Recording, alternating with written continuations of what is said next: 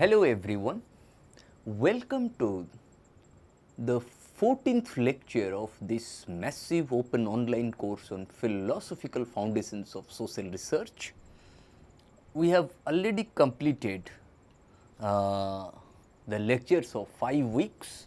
Now we are on the 6th week of the course.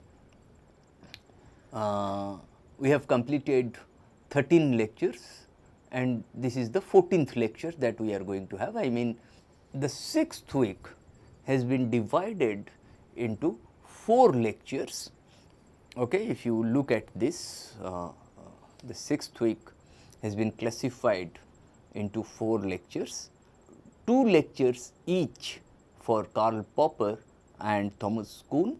And in today's lecture, we are going to discuss Popper's method, Popper's philosophical foundations of social research in the context of principle of falsification, I mean systematic falsifiability, context of discovery and context of justification, I mean hypothetico-deductive model, how does science make progress and so on. Okay. If you slightly recall, we have already discussed empiricism and rationalism, how empiricism and rationalism they became rival methodologies or rival methods of science from the 17th to 19th century, and how positivists who became very dominant in the first quarter of the 20th century, first half of the 20th century and so on.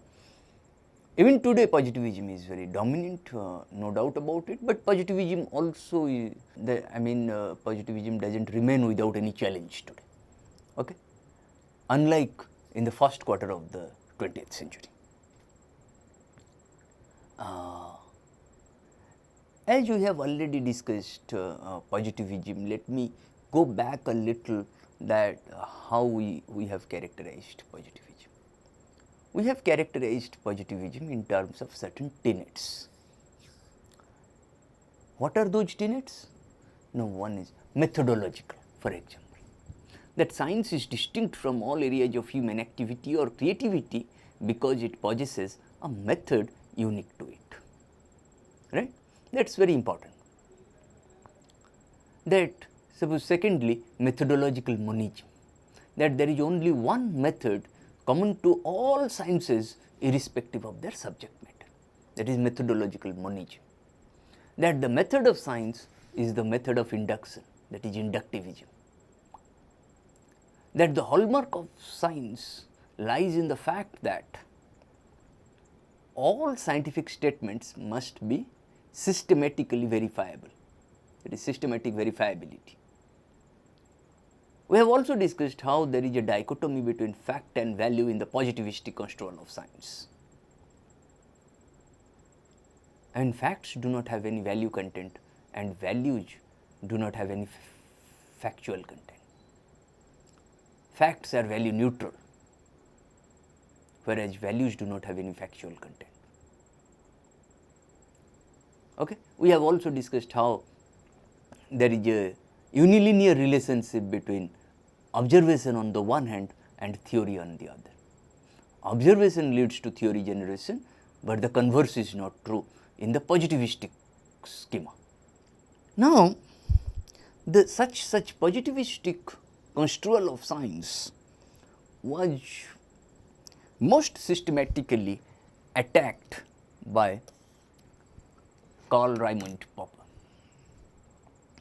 who provided an alternative image of science.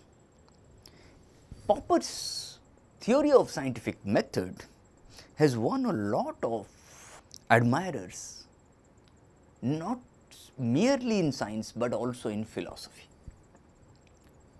Whereas positivists tried to work out a sophisticated version of the view called empiricism, Popper sought to resurrect its rival, namely rationalism.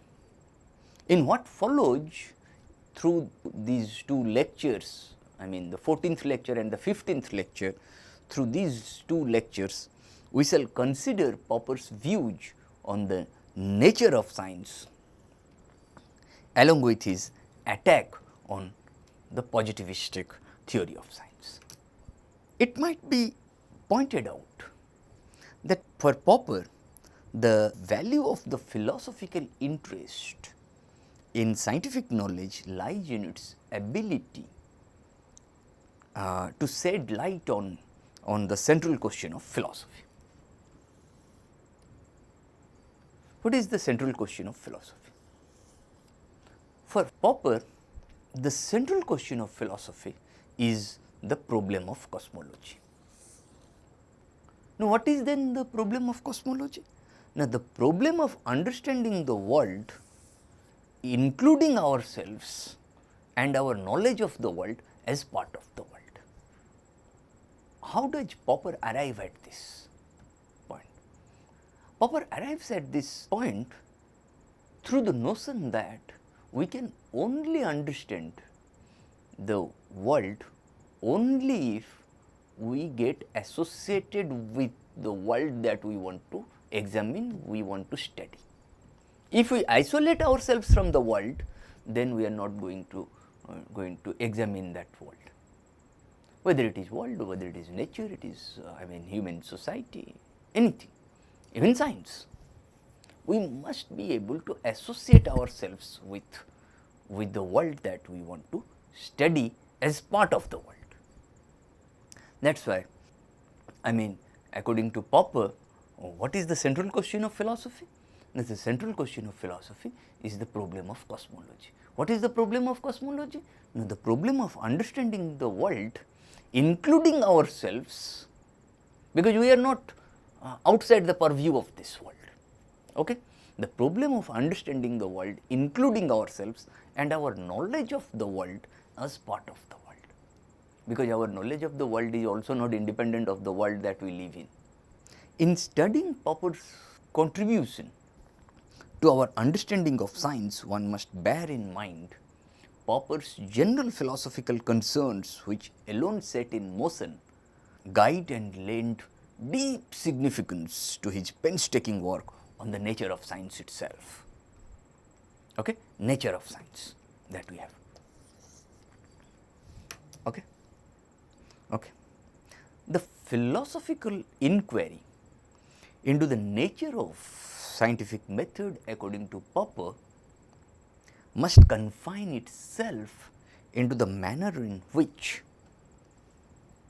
the philosophical inquiry into the nature of scientific method, according to Popper, must confine itself into the manner in which scientific theories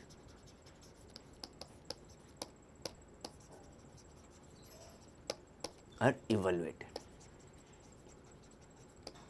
When I say evaluated, whether they are accepted, whether these scientific theories are accepted or these scientific theories are rejected.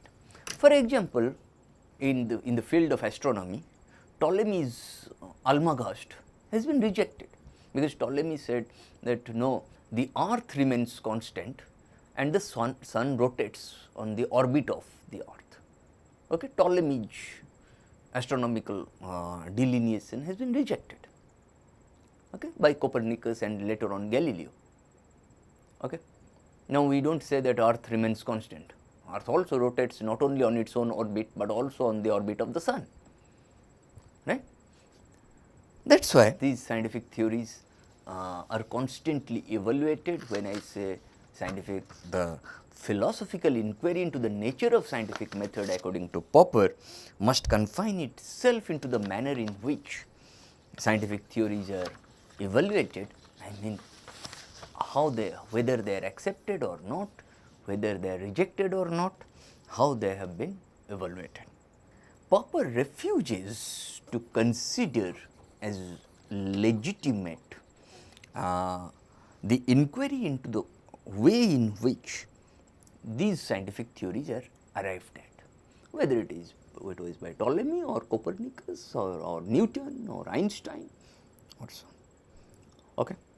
Therefore, according to Popper, philosophy of science must confine itself to the context of justification and refuse to say that or refuse to say anything about the context of discovery. As I said, he wanted to resurrect the rival of empiricism, namely rationalism. That is why he only found out, Popper only found out a rationalist account, a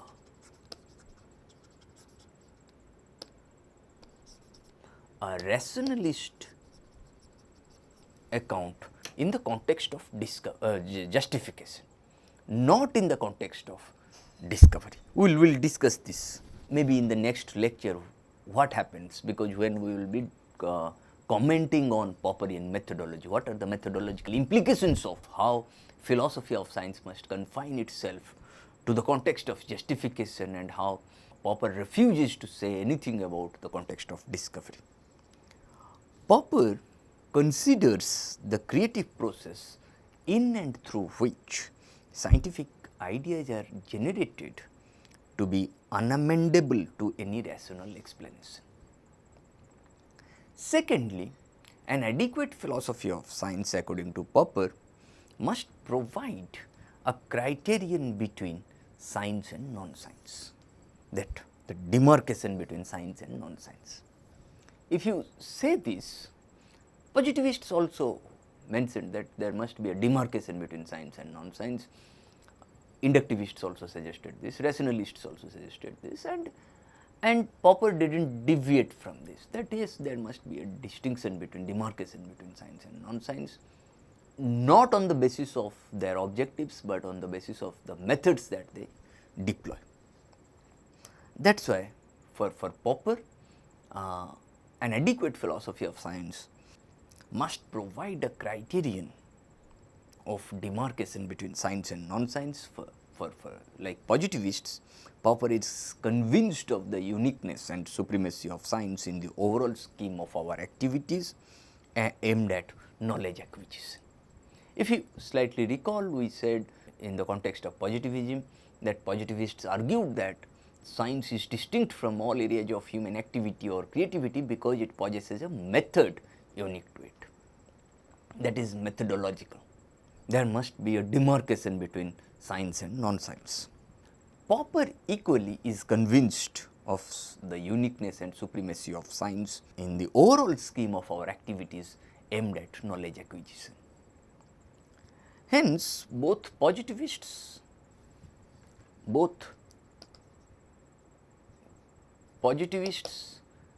well as Popper felt the need to demarcate science from the rest of our knowledge acquisition activities. That is why positivists who were empiricists maintained that the hallmark of scientific theories lies in their systematic verifiability. If you slightly recall, we said that we have already discussed, positivists suggested that what is the hallmark of science? No, that the hallmark of science lies in the fact that all scientific statements must be systematically verifiable, that is systematic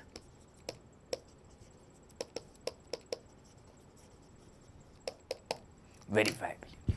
But in contradistinction with what positivists said, that the hallmark of science lies in the fact that all scientific statements must be systematically verifiable, Popper maintains that what distinguishes science from the rest of our knowledge acquisition activities is not that scientific statements are verifiable, but they are falsifiable.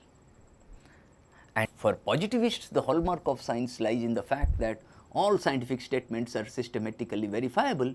Then for Popper, all the hallmark of science lies in the fact that all scientific statements must be systematically falsifiable. This is Popper's position. If for positivists systematic verifiability is the hallmark of science, then for Popper systematic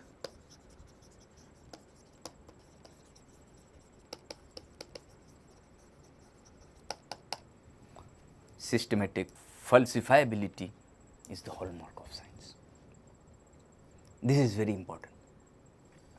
That is why I said, that is why positivists who were empiricists maintained that the hallmark of scientific theories lies in the fact that all scientific statements are systematically verifiable. Okay. Popper replaces verifiability by falsifiability. According to Popper, the hallmark of scientific theories lies in their systematic falsifiability. According to Popper, what distinguishes, or rather Popper always maintained that what distinguishes science from the rest of our knowledge is not that scientific theories are verifiable, but they are falsifiable. The scientific theories are falsifiable according to Popper in the sense that they transparently state why, how systematically falsifiable? In the sense that these scientific theories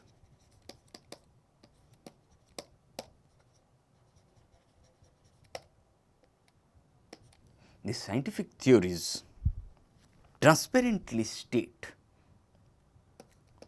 what circumstances lead to their rejection.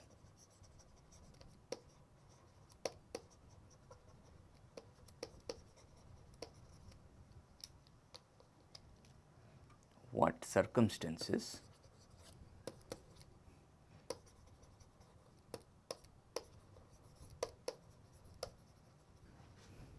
then the scientific theories are falsifiable according to Popper in the sense that they transparently state what circumstances lead to their rejection.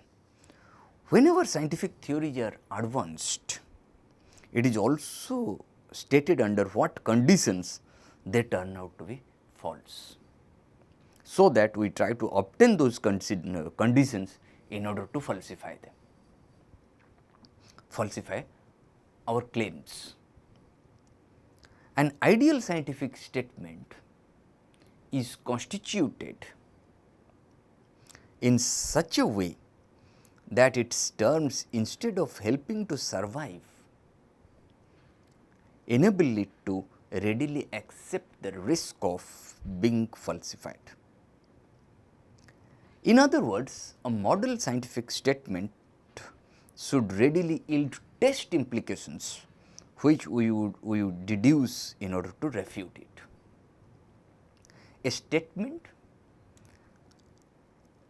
however plausible and perfectly consistent with what we observe, is not scientific unless we can easily deduce testable consequences from this. And in this connection, and it is in this connection, in the Open Society and its enemies, Popper attacks Marxism as being pseudo-scientific. For Popper, in this context, in fact, Popper said there are at least 3 enemies of the Open Society, enemies to the Open Society. One is Marx, secondly Darwin, The Origin of Species, and thirdly Sigmund Freud. I mean, whichever way you try to criticize them, try to bring about a critique of Marx, Darwin and Freud, there will be walls to protect them. Okay? That is why perhaps they cannot be falsified. If this cannot be falsified, then they are pseudo-scientific in nature. Even for, I mean, for Popper, even Marxism or Darwinism or Freudian psychology, they all are pseudo-scientific.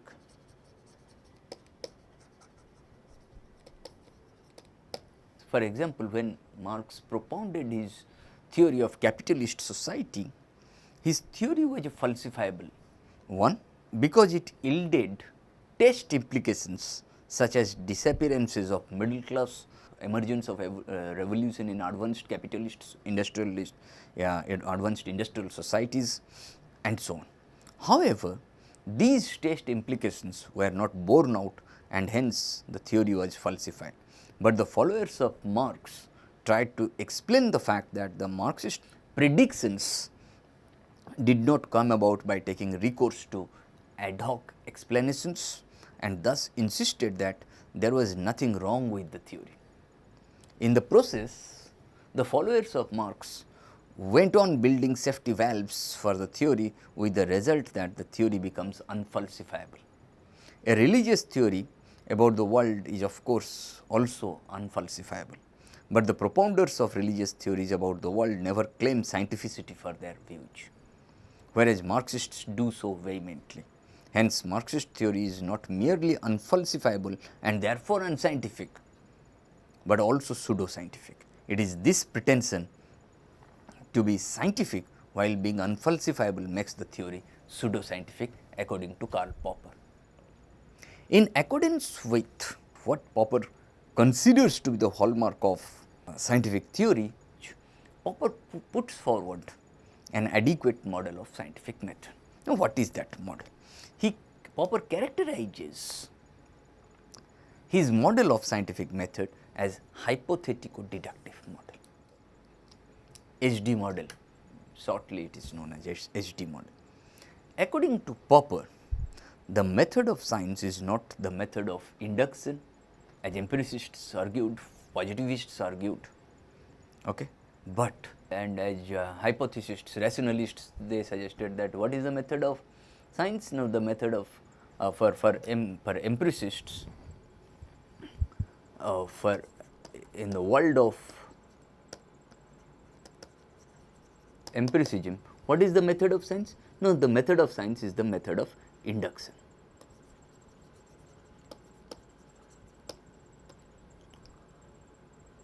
In the context of rationalism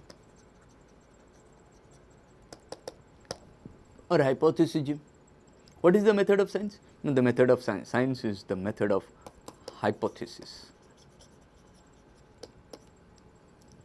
If you slightly recall that empiricists always maintained that science must start with observations, must remain at the level of observations, and must end with observations.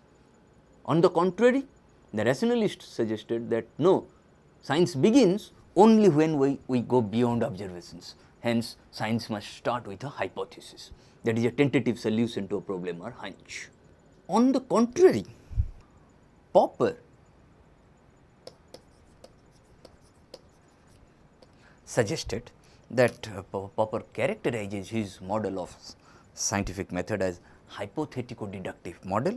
According to Popper, the method of science is not the method of induction or the method of hypothesis, but the method of hypothetico-deduction.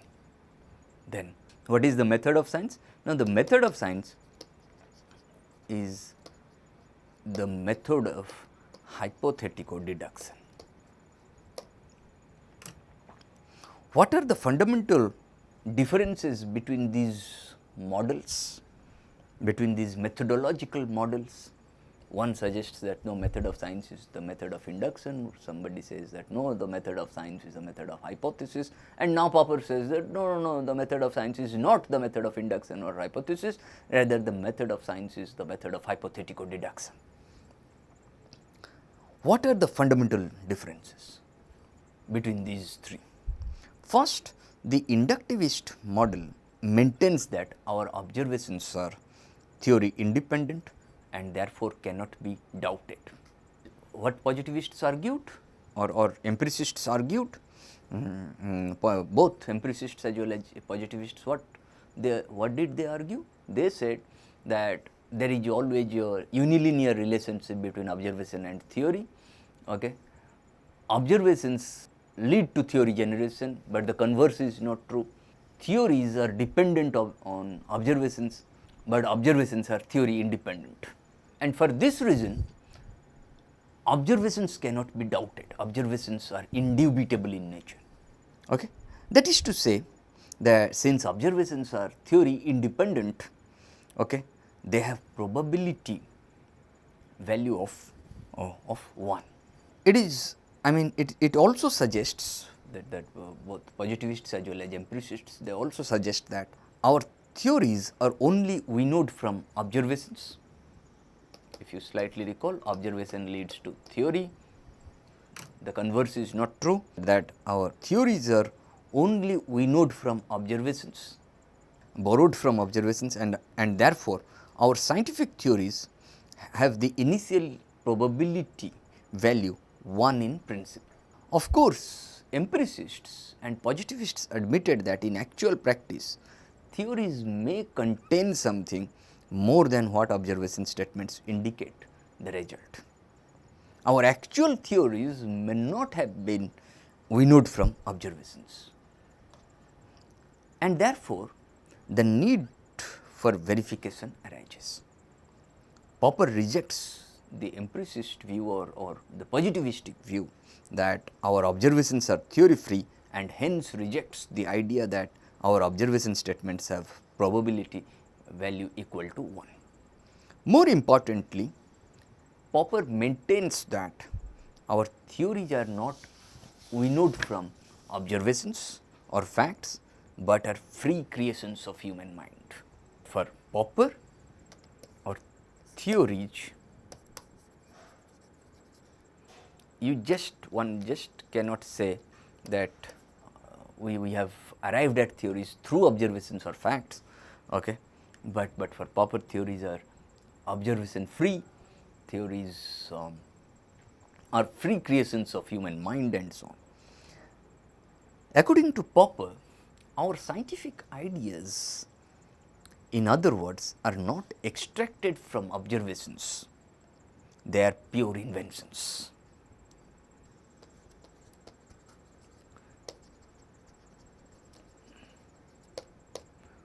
When positivists argued that observations are pure in the sense that they are not dependent on theory, they only lead to, observations only lead to theory generation, and in this sense observations are pure. For Popper, no, theories are pure inventions, observations are not. Okay? Since our theories are our own constructions, not the functions of anything like pure observations, which according to Popper are anyway myths, the initial probability of our scientific theories is always 0 for Karl Popper.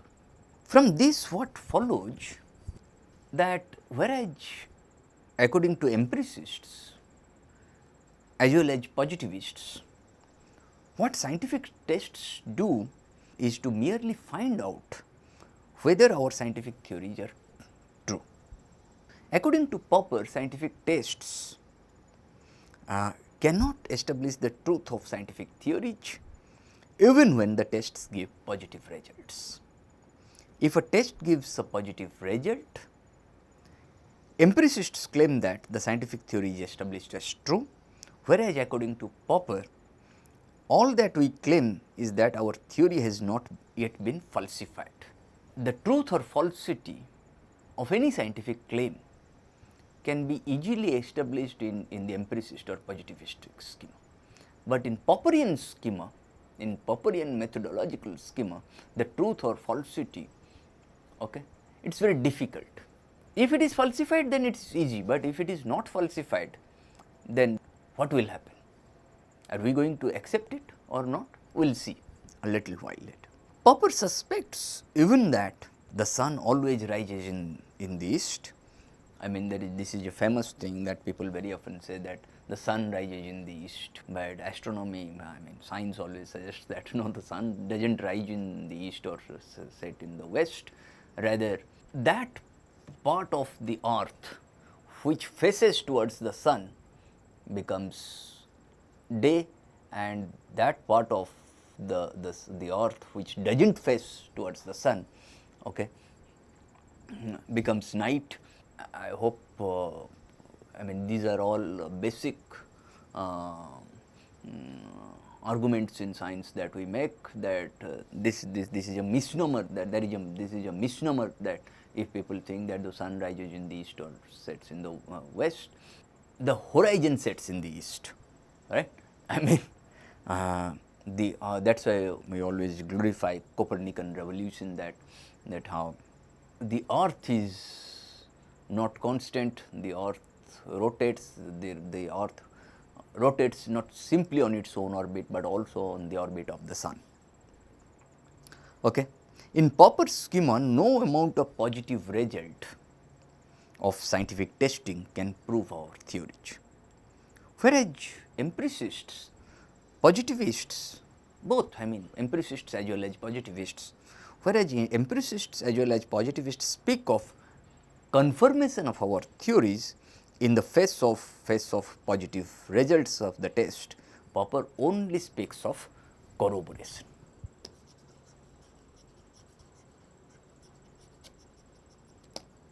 That if our hypothesis, suppose in the rationalist schema, you will in the empiricist schema, we tend to confirm our scientific theories if they are tested right.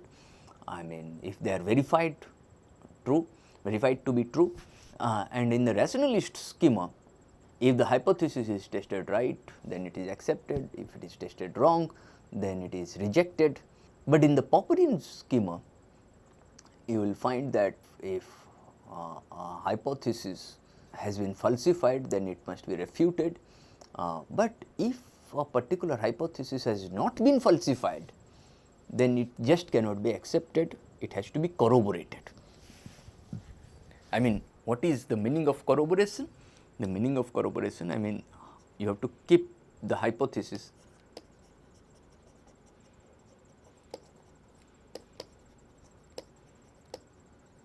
permanently tentative. Okay?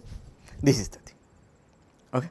That is why, whereas inductivists as well as positivists speak of confirmation of our theories in the face of the positive results of the test, Popper only speaks of corroboration. In other words, the empiricist scheme, we can speak of scientific theories as established truths, whereas in the Popperian schema, a scientific theory, however well supported by evidence, remains permanently tentative. It has to be corroborated. Okay? We can bring out the fundamental difference between verificationism in the inductivist or positivistic schema and falsificationism in the hypothetic deductivism by drawing on the analogy between two systems of criminal law. Okay? According to one system, the judge has to start with the assumption that the accused is innocent, and consequently, unless one finds evidence against her or him, she or he should be declared innocent. And according to the other, the judge has to start with the assumption that the accused is a culprit, and consequently, unless and until evidence goes in her or his favor, she or he should be declared to be a culprit. Obviously, the system where the judge has to start with the assumption that the accused is a culprit, and consequently, unless and until evidence goes in her or his favor, she or he should be declared a culprit. This system of criminal law is harsher than the one where the judge starts with the assumption that the accused is innocent, and consequently, unless and until one finds evidence against her or him, she or he should be declared innocent. The empiricist or positivist empiricist as well as positivist schemas are analogous to the former criminal law, that where the judge starts with the assumption that the accused is innocent, and consequently, unless evidence goes against her or him, she or he should be declared innocent. That is I mean that empirical and positivistic empiricist as well as positivistic schemas, they are analogous to this kind of view, whereas the hypothetical deduction, the hypothetical deductive scheme is analogous to the view where the judge starts with the assumption that the accused is a culprit, and unless and until evidence goes against her or him, she or he should be declared culprit. Okay. Then what have we discussed till now? We have discussed how the positivistic construal of science was most systematically attacked by Karl Popper, who provided an alternative image of science. Popper's theory of scientific method has won a lot of admirers both in science as well as philosophy, whereas positivists tried to work out a sophisticated version of the view called empiricism. Popper sought to resurrect its rival, namely rationalism, and in what follows we discussed Popper's views on the nature of science along with his attack on positivistic theory of science. Okay. That it might be, we have already discussed in this lecture, that it might be pointed out that for Popper the value of the philosophical interest in scientific knowledge lies in its ability to shed light on the central question of philosophy. Okay. What is the central question of philosophy? Now, the central question of philosophy is the problem of cosmology. What is the problem of cosmology? The problem of cosmology is the problem of understanding the world, including ourselves and our knowledge of the world as part of the world. Okay. And then we have discussed while studying Popper's contribution to our understanding of science, one must bear in mind Popper's general philosophical concerns, which alone set in motion, guide and lend deep significance to his painstaking work on the nature of science itself. Okay. And then we have discussed how, according to Popper, the philosophical inquiry into the nature of scientific method must confine itself to the manner in which scientific theories are evaluated, where evaluation may result in acceptance or rejection, and Popper refuses to consider as legitimate the inquiry into the way in which these theories are arrived at. Therefore, according to Popper, philosophy of science must confine itself to the context of justification, and Popper refuses to say anything about the context of discovery, because context of justification, I mean a rationalist account is associated with the context of justification, not the context of discovery, according to Popper. Okay. Popper considers the creative process in and through which scientific ideas are generated to be unamendable to any rational explanation. Secondly, an adequate philosophy of science, according to Popper, must provide a criterion of demarcation between science and non-science. Like positivists, Popper is convinced of the uniqueness and supremacy of science in the overall scheme of our activities aimed at knowledge acquisition. Hence, both positivists as well as Popper felt the need to demarcate science from the rest of our knowledge acquisition activities. That is why positivists, who were empiricists, maintained that the hallmark of scientific theories lies in their systematic verifiability, whereas Popper replaces verifiability by falsifiability. According to Popper, the hallmark of scientific theories lies in their systematic falsifiability. Popper maintains that what distinguishes science from the rest of our knowledge is not that scientific theories are verifiable, but they are falsifiable. Scientific statements are falsifiable. The scientific theories are falsifiable according to Popper in the sense that they transparently state what circumstances lead to their rejection. Whenever scientific theories are advanced, it is also stated under what conditions they turn out to be false, so that we try to obtain those conditions in order to falsify our claims. An ideal scientific statement is constituted in such a way that its terms, instead of helping to survive, enable it to readily accept the risk of being falsified. In other words, a model scientific statement should readily yield test implications which we deduce in order to refute it. A statement, however plausible and perfectly consistent with what we observe, is not scientific unless we can easily deduce testable consequences from it. Okay? And in this sense, we have discussed how Popper attacks Marxism as pseudoscientific and so on. In accordance with what Popper considers to be the hallmark of scientific theories, he puts forward an adequate model of scientific method. He characterizes his his model of scientific method as hypothetico-deductive model. According to Popper, the method of science is not the method of induction or the method of hypothesis, rather the method of hypothetico-deduction. What are the fundamental, we have discussed the fundamental differences between these methodological models. The way first you will find that the empiricist model suggests that maintains that our observations are theory independent and therefore are indubitable. That is to say, since observations are theory independent, they have probability value of 1. It also says that our theories are only winnowed from observations and therefore, our scientific theories have the initial probability value 1 in principle.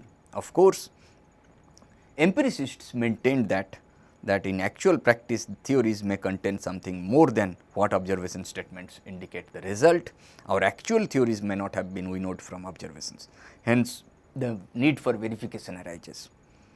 On the contrary, Popper rejects the empiricist view that our observations are theory free and hence rejects the idea that our observation statements are probability equal to 1. More importantly, Popper maintains that theories are not winnowed from observations or facts, but are free creations of human mind. Our scientific ideas, in other words, are not extracted from our observations, rather they are pure inventions.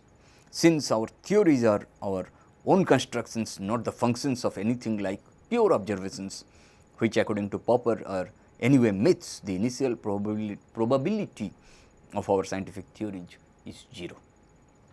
From this, what we have discussed in this lecture, it follows that whereas according to empiricists, what scientific tests do is to merely find out whether our scientific theories are true or not. According to Popper, scientific tests cannot establish the truth of scientific theories even when the tests give positive results. If a test gives positive result, empiricists claim that the scientific theory is established as true, whereas according to Popper, all that we claim is that our theory has not yet been falsified. Popper suspects even that the sun rises in the east. In Popper's scheme, no amount of positive result of scientific testing can prove our theories, whereas inductivists, empiricists and inductivists are essentially empiricists and as well as positivists, you will find they speak of confirmation of our theories in the face of positive results of the test, and Popper only speaks of corroboration. In other words, in the empiricist scheme as well as positivistic scheme, we can speak of scientific theories as established truths, whereas in the Popperian schema, a scientific theory, however well supported by evidence, remains permanently tentative. We can bring out the fundamental difference between verificationism in the context of empiricism as well as positivism on the one hand, and falsificationism in the context of hypothetico-deductivism. By drawing on the analogy of two systems of criminal law that we have discussed, according to one system, the judge has to start with the assumption that the accused is innocent, and consequently, unless one finds evidence against her or him, she or he should be declared innocent. According to the other, the judge has to start with the assumption that the accused is a culprit, and consequently, unless evidence goes in her or his favor, she or he should be declared to be a culprit. Okay. Obviously, that latter system of criminal law is harsher than the former. The inductivist scheme is, the empiricist or the positivistic scheme is analogous to the former kind of criminal law, whereas the hypothetico-deductive scheme is akin to the latter one. What we are going to do in the next lecture, we will discuss how does science make progress in the Popperian scheme, okay, how science must start with a problem, then we must suggest a tentative solution to the problem or hunch in the form of a hypothesis, and then how we are going to falsify the hypothesis. Okay. If our hypothesis is falsified, then it must be refuted, and if our hypothesis is not falsified, okay, then it must be corroborated. We will discuss it in the next lecture. Thank you.